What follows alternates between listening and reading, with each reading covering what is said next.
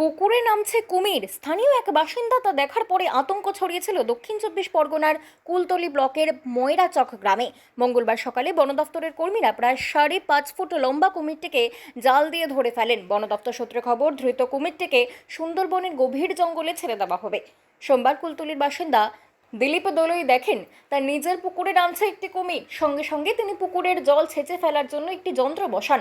কুমিরটি যাতে বের হতে না পারে তাই পুকুরের চারপাশে দিয়ে জাল ঘিরে ধরে। এরপর বন দফতরকে খবর দেওয়া হয়। বন দফতরের আধিকারিক আবু ফাজার মোল্লার নেতৃত্বে এই দল রাত ভোর নজরদারি চালায়। অবশেষে মঙ্গলবার সকালবেলায় কুমিরটি ধরা পড়ে। জায়গাটার নাম ময়রাচক, গোপালগঞ্জ জিপির মধ্যে পড়ে এবং নজোড়া দুটো গ্রাম পঞ্চায়েতের মিডিলে আর কি। কোন নদী থেকে এসছে? এটা মাতলা নদীতে এসছে। খবর দিল কারা?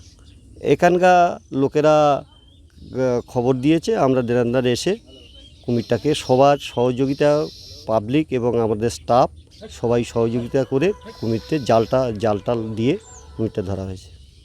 ছাড়া হবে কোন জায়গায়? এটা ডিপার্টমেন্ট যেখানে নির্দেশ দেবে, এখন ডিপার্টমেন্টকে আমরা জানাবো। ডিপার্টমেন্ট যেখানে নির্দেশ দেবে, কুমিরটা সুস্থ সবল সব ভালো আছে। কত বছর বয়স হবে কুমিরটা? বয়স আনুমানিক 6.5 বছর হবে, মেয়ে কুমির। বাংলা খবর, আপনার রাজনীতি, আপনার আওয়াজ।